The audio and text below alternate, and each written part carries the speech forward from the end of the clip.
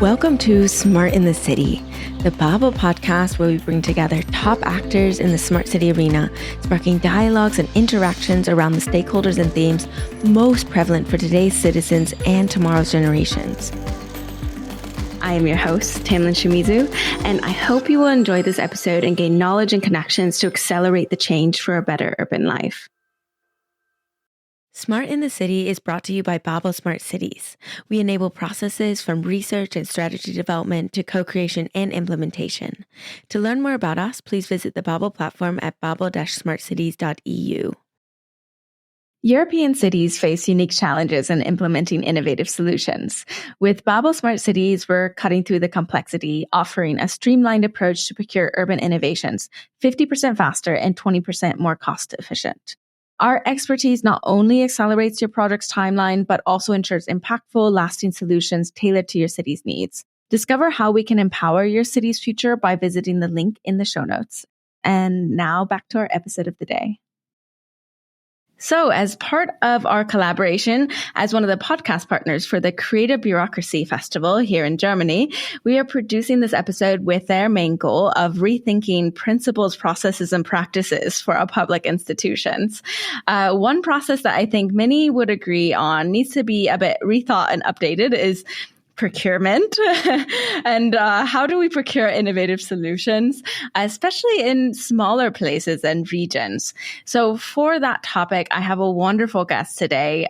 He's always one of my favorite people to speak to in general, and I'm really excited to have him on the podcast and introduce him to you all.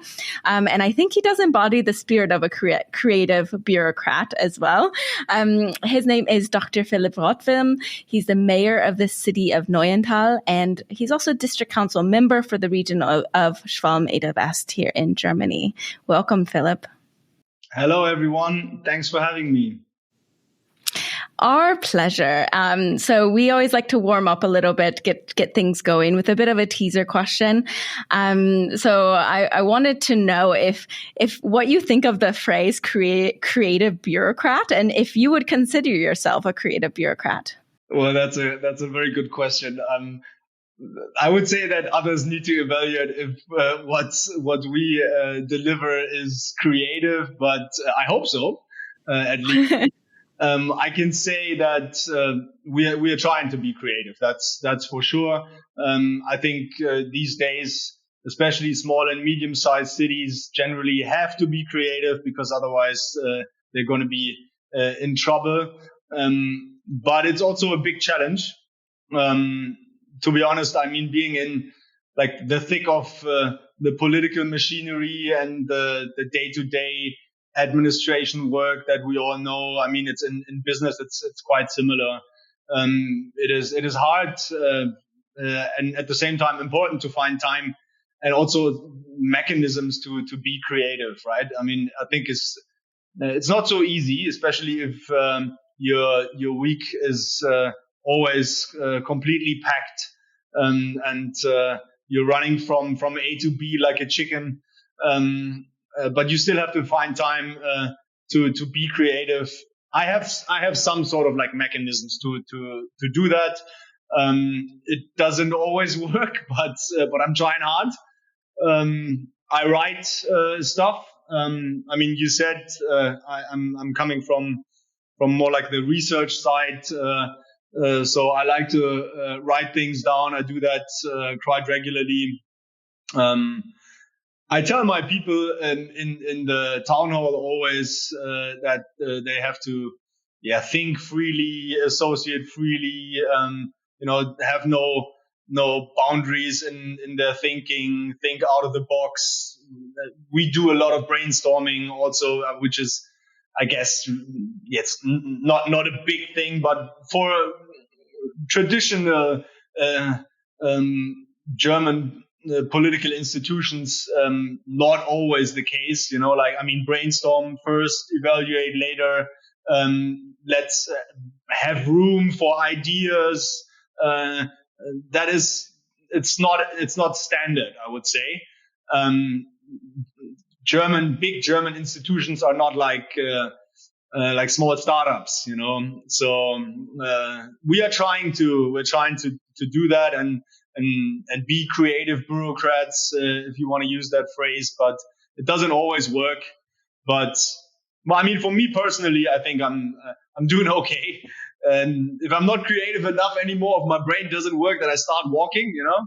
You just figured my office is too big for the perfect sound on the podcast, so it's big enough to walk around, which helps me sometimes. If not, then I'm going outside and I walk around in the park, and then I can be creative again.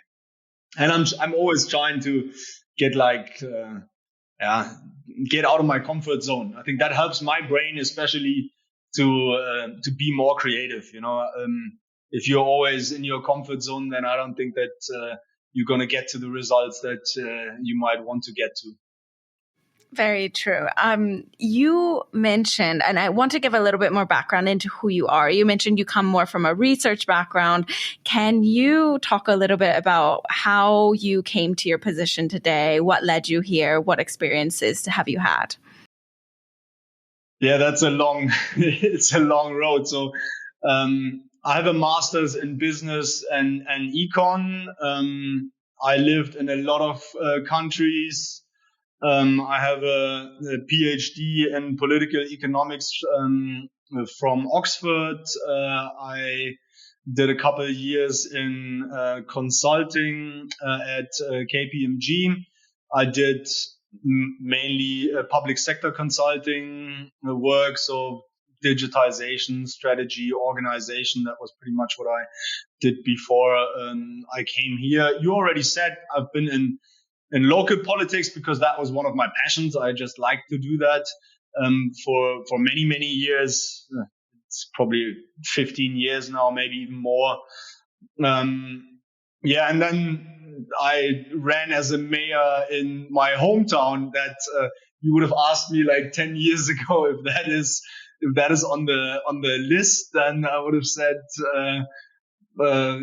you went to the Bavarian Frühschoppen. So I guess it was actually unthinkable, but life goes on and then things change, and I'm very happy. So in 2017 I ran against the incumbent and won, and then from one day to another I left the research and the consultancy work and became a mayor, and I'm very happy that I actually did that. I do a lot of party politics too. I'm a member of the Social Democrats in Germany. I became the deputy head of the state Social Democrats in Hessen just last weekend.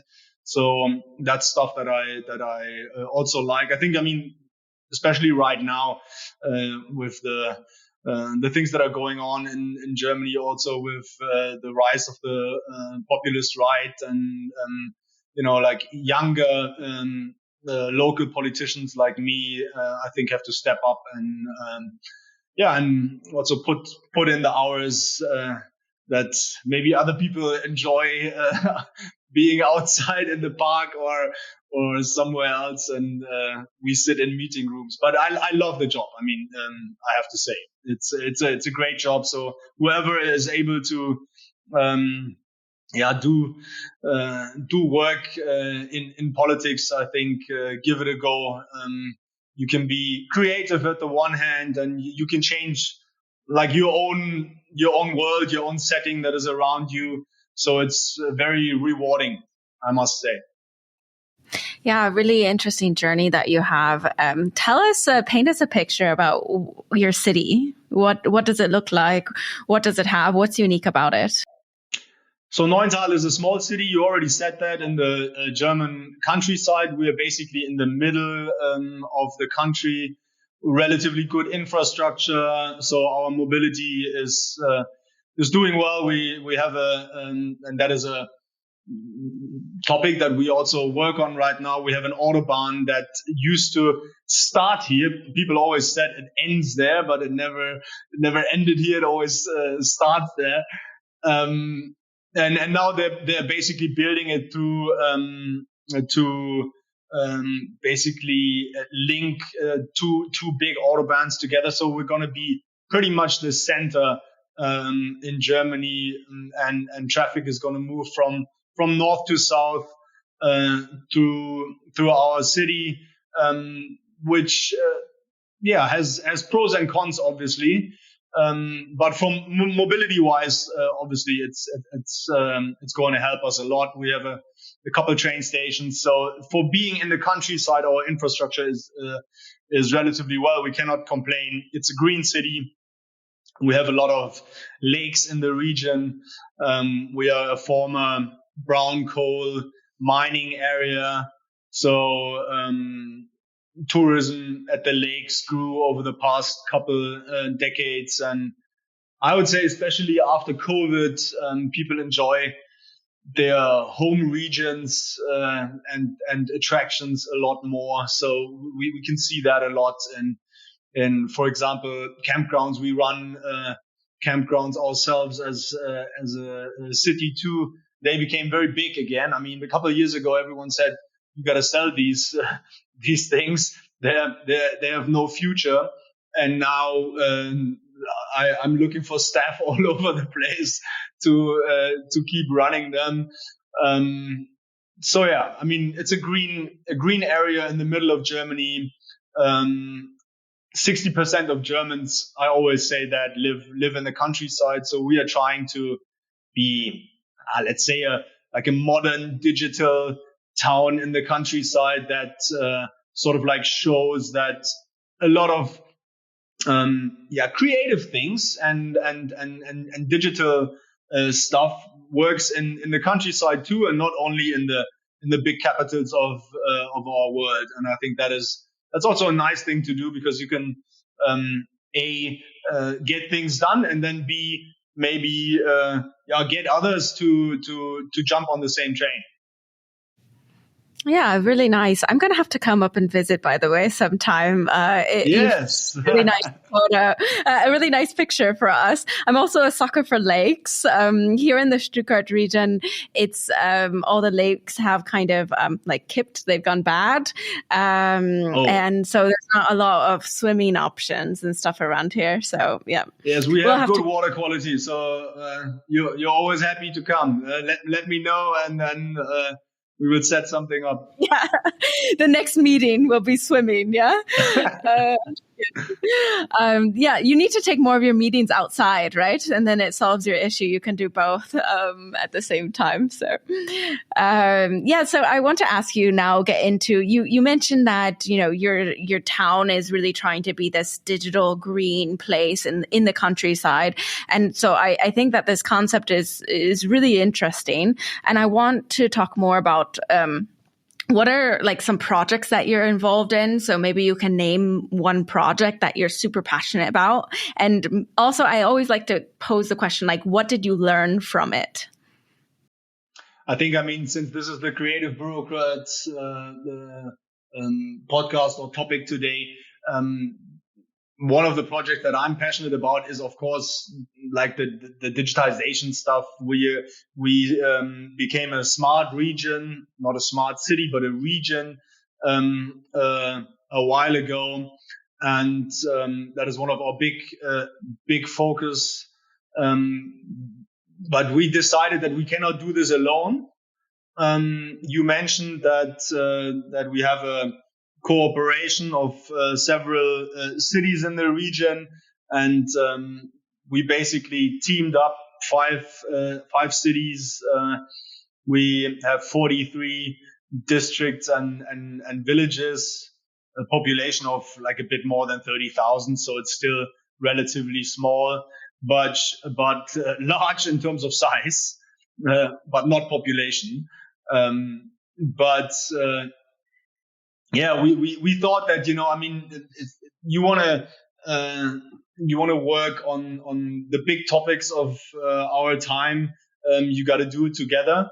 So we set up a smart region, and basically what we're doing is the digital transformation of the countryside, digital solutions.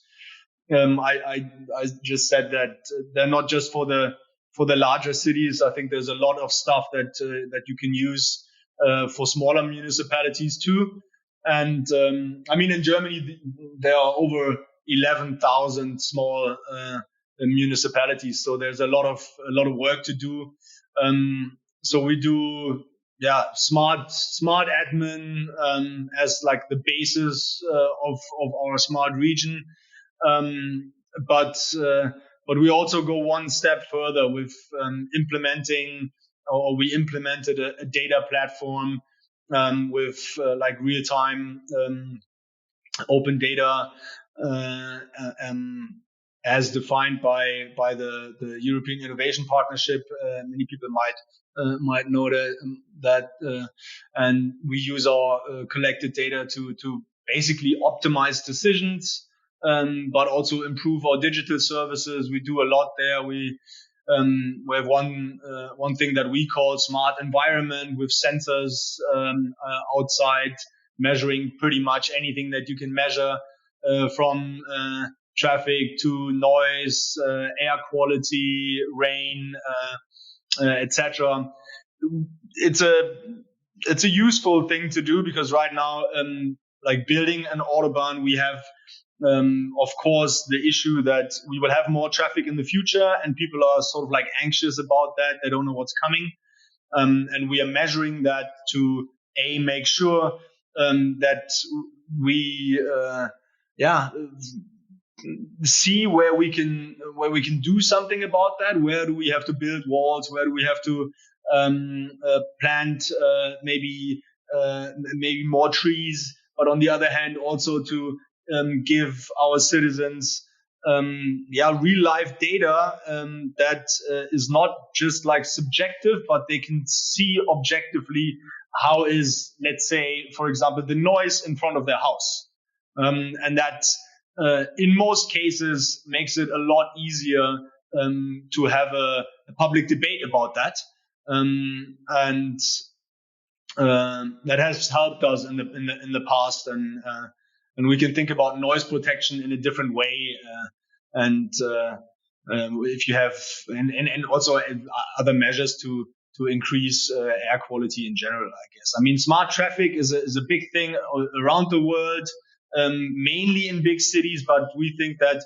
especially in our case, you can also use it in the countryside. So we show traffic patterns. We use floating car data to see where you have how much traffic. We basically use that also to make better decisions for parking, for speed limits, for speed control, also for noise protection. So there's a lot of stuff to do if you actually measure and use this data to make better decisions for your citizens. The biggest thing that we do right now, that I'm very passionate about, is what we call smart building.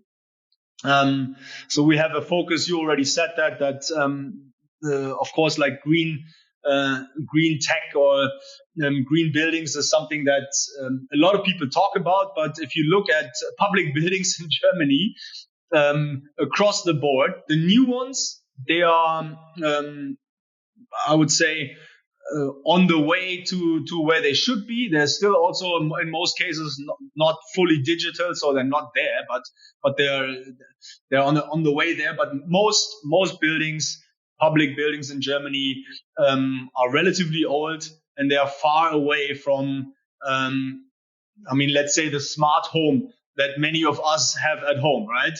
If you come from your holidays in France, you drive back to Stuttgart, you can heat up your apartment with your app. You can move your lights on and off because you're afraid that the neighbor is going to break in. So this way he thinks that you're there. All these things, people know what smart home. I don't have to explain that, right? Compared to public houses around the country, we are very far away from that. So what we are trying to do is we focus on these like digital green buildings, and that is not just solar panels and LED, but we pretty much pair climate protection with efficient buildings and digitalization. So we have basically technology in the buildings that automate heatings, light, energy.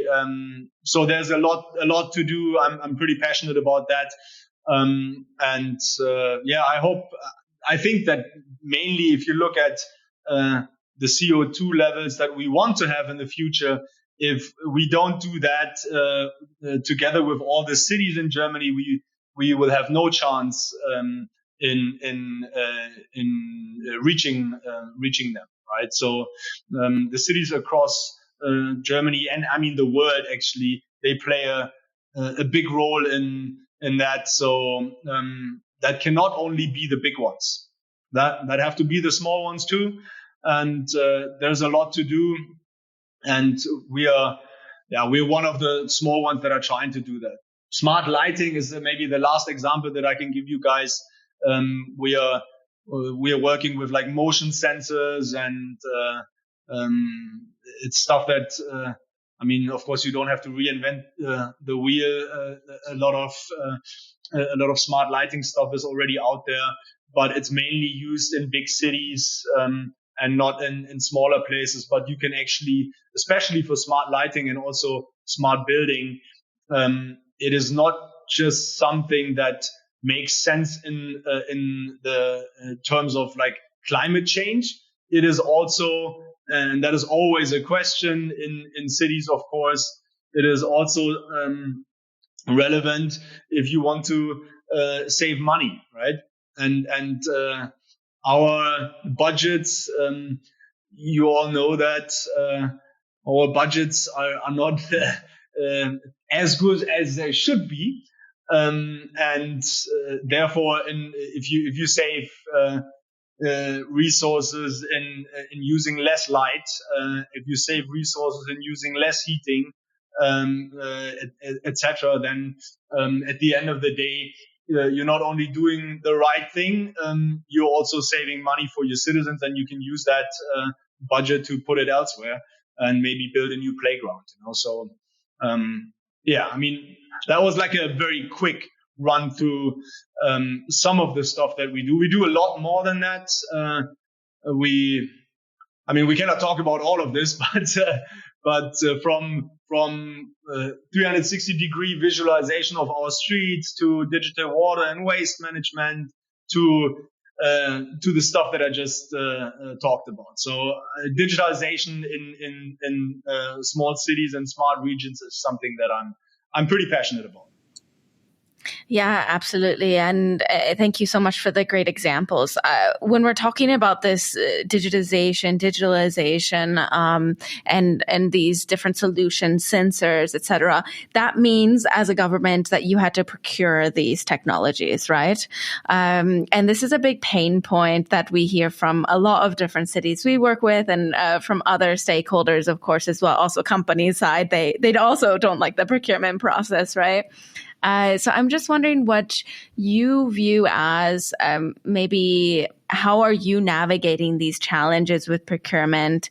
Do you have any advice or any anecdotal stories or anything along those lines? I would say, first of all, it is, as you said, sometimes a pain for not only for the bigger cities, but especially for smaller cities in Germany and across the EU, actually, to do procurement in general. We always have to think about funding as well. Spending money is one thing and getting the right thing, but in the very first place, you have to get the funding for it. So you always have to talk about proposals. Where do I get funding from? That's where the entire process starts for us. That is also, you need resources and good people to do that, actually. And these days, there's so much funding out there that you have to find the right thing or the right program for the project that you want to do. Then you have to match everything that whoever funds you asks you for, and that's always also related to procurement. So our bidding processes are fairly standardized. I mean, in Germany, we have very strict rules about what cities can do and what we have to do. And the thing is, it doesn't really matter if you do that as a small or medium city or you do that as the capital Berlin, right? The rules are pretty much the same. And resources in Berlin are scarce too. I mean, that's probably not the big difference financially, and of course also in terms of staff, because at the end of the day, someone has to run these procurement issues, and these are our people.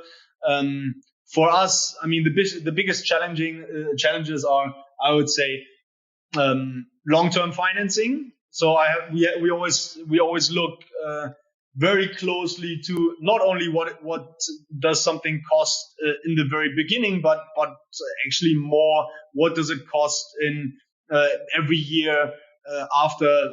Like, let's say most projects are funded with let's say like our Smart Region project, for example. We got 2.5 million from the state in the beginning to fund that, but after 3 years there will be no more funding. So everything that we did has to make sense in the long run. So I cannot just buy XYZ and then I have a lot of IT stuff. I still have to be able to finance that in the long run.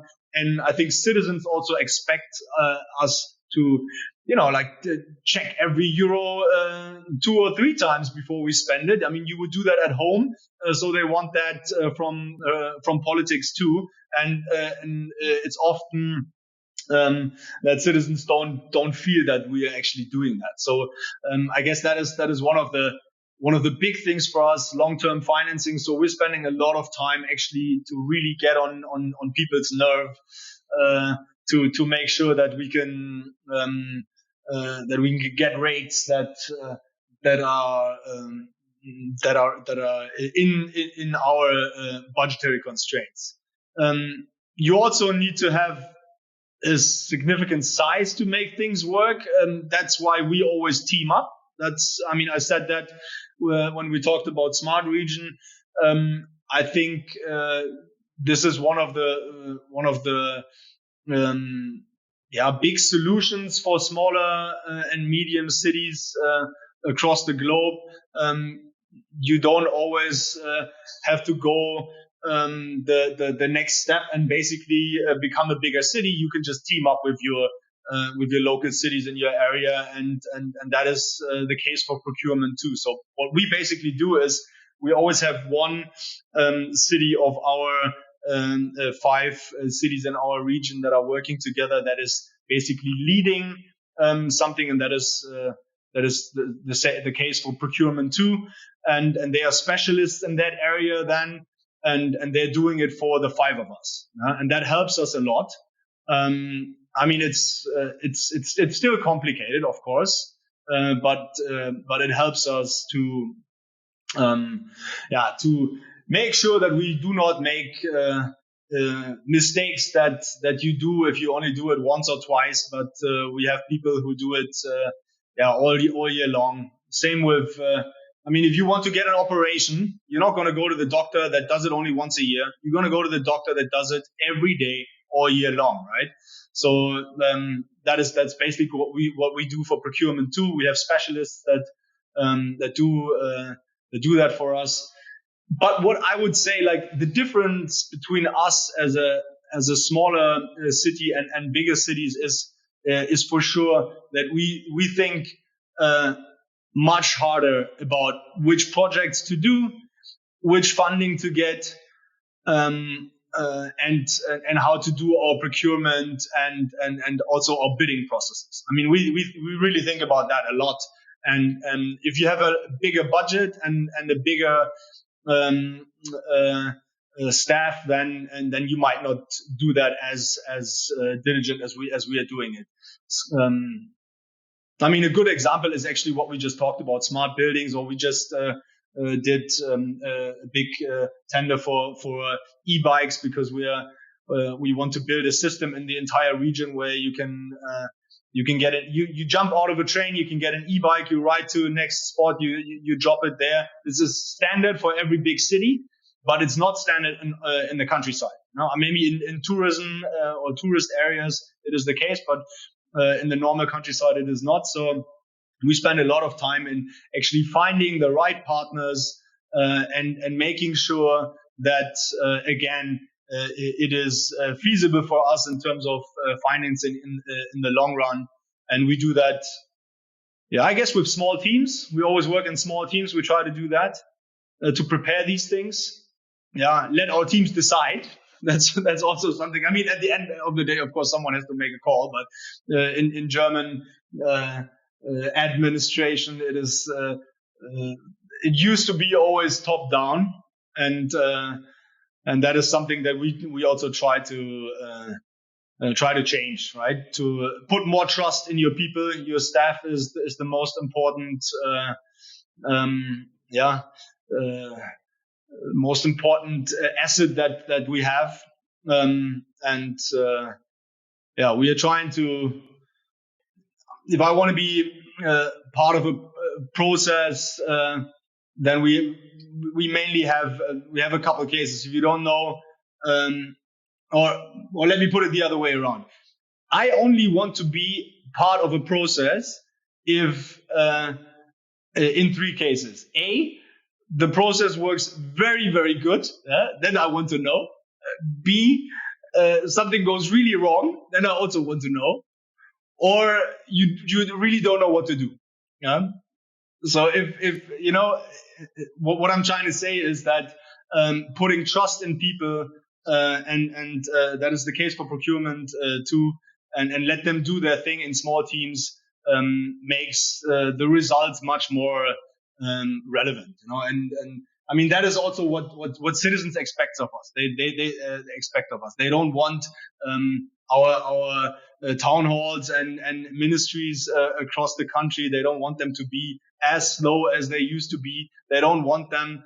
They don't want decision making to be as slow as it used to be.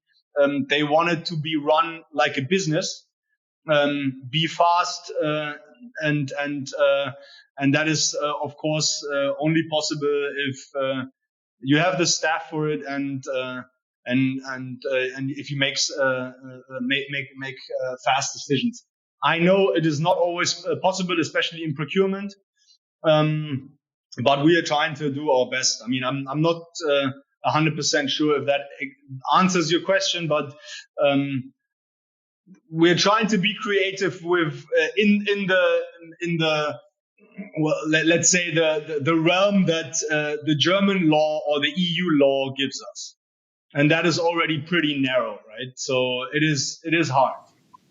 Yeah, being creative in a narrow space is definitely challenging. You mentioned that you're trying to speed up a lot, and that's quite difficult sometimes to run faster. What if you could wave, I guess, a magical wand and say this is the tool that I would need or the support that you would need to accelerate the work that you're doing? What do you think that tool or support would be? I would say more trust. Because the trust that I just spoke about to that we give to our staff would mean that EU and national and state government puts less boundaries on German cities. It doesn't matter if small, medium, or large cities. We all have the same boundaries that we're working with. And I think if we would have better funding and more trust in general and more opportunities to move within this narrow space, or we widen this space, right? Then I think that also our procurement would be a lot more efficient. Because, I mean, we have to tick a lot of boxes to make sure that we do everything right. I mean, of course, we are talking about the people's money, so it makes perfect sense to follow certain rules. We have to do that, but sometimes we do that to an extent that it is not efficient anymore, and that's why it takes longer. So I would for sure vouch for more trust in German cities. We're not doing this for the sake of, I don't know, like for ourselves, right? We are doing it for the people. Everything that we buy, everything that every IT system that we want to use, we're doing it for the people to speed up processes, to make it easier. So why would we, right, not do the right thing, right? So have a bit more trust in your system.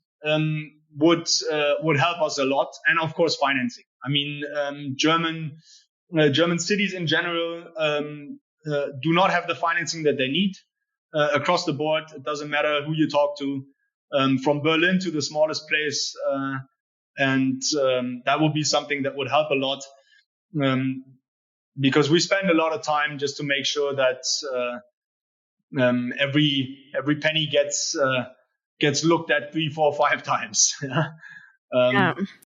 And we always have to work with funding, and funding also takes a lot of time. Like, I mean, I have to write proposals. Then I get a ton of questions that we have to answer. Then eventually I might get the money. Then I have a ton of rules that I have to follow.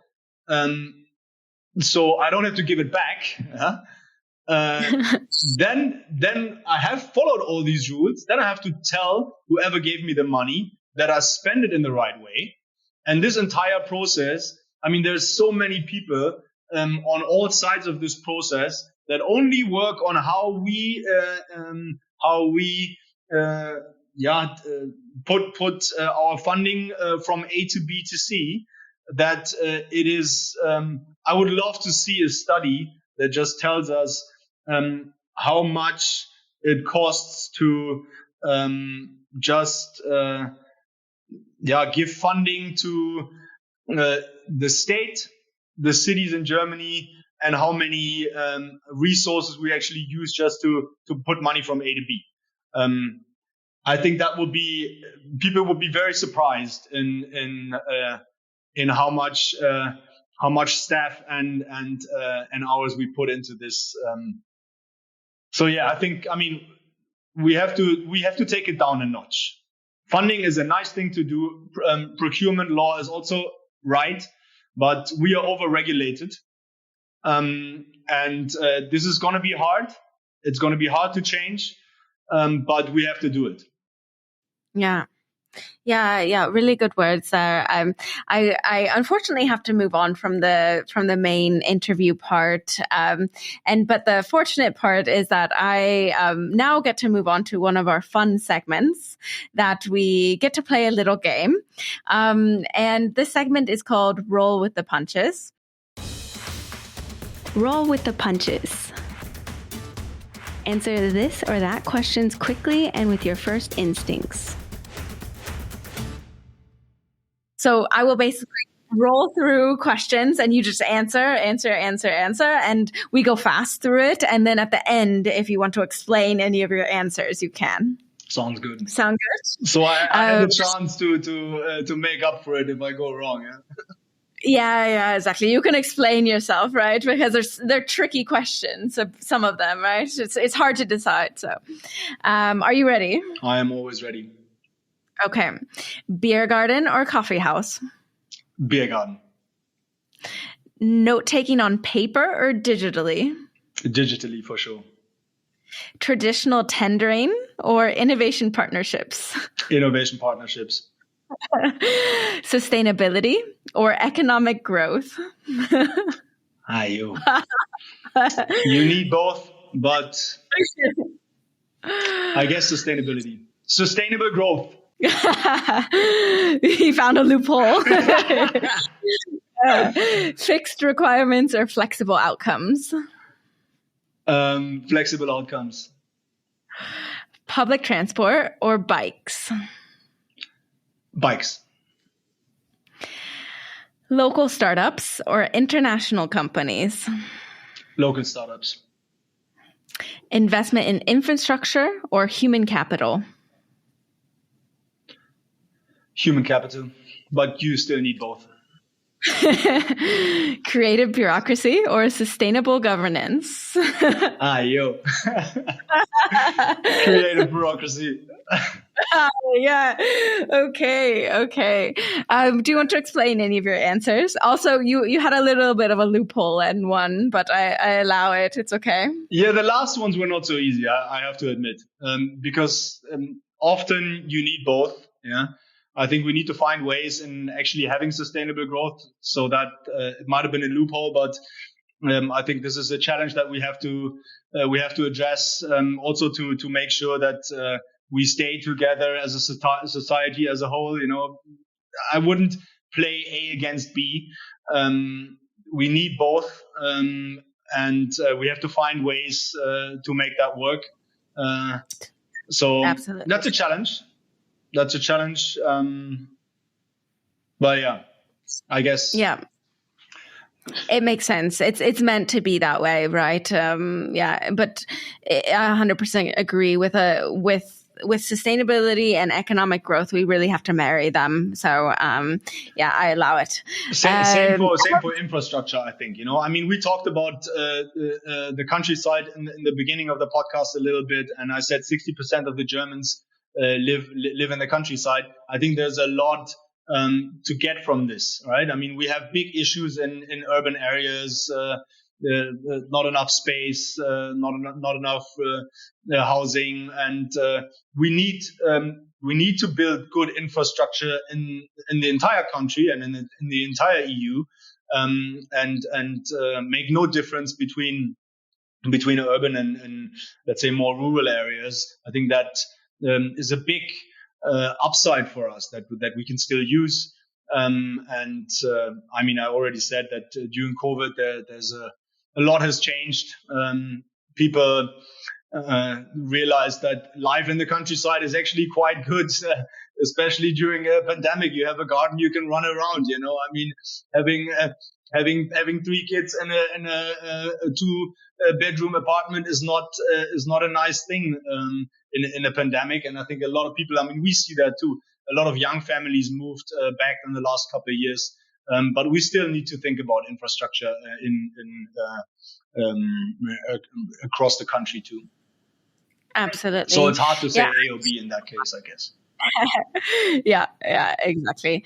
I have one last question for you, and it's the question we ask every single guest that comes onto this podcast. And it's really interesting to hear all the different perspectives. And the question is, to you, what is a smart city? A smart city for me is a city that develops digitally, for sure. I said what we do in a smart region. For me, a smart region, a smart city is a place that tries to use digital tools to make the world for our citizens better. I think that those are the 3 things that we always try to do. It has to be, we have to finance stuff in the long run. We have to find projects that are needed by our citizens, and we try to do this with digital tools, not just for the sake of being digital, but actually for making life a little bit better every day for our citizens. So a smart city does that by using smart tools and is hopefully driven by smart people. Yeah, very good. Well put. And yeah, I was hoping you would tie in with the smart region because, yeah, our definition has to expand, right? From smart city to smart town to smart region. It has to be all inclusive, I think, these days, of course, as well. So with that, that's all I have for you today. Thank you so much, Philipp, for coming on. It's always a pleasure to talk to you, and it's always interesting to learn something new from you every time. So thank you so much. Thanks for having me. My pleasure. And to all of our listeners, don't forget, you can always create a free account on babel-smartcities.eu, and you can find out more about smart city projects, solutions, implementations, and more. Thank you very much. Thank you all for listening. I'll see you at the next stop on the journey to a better urban life.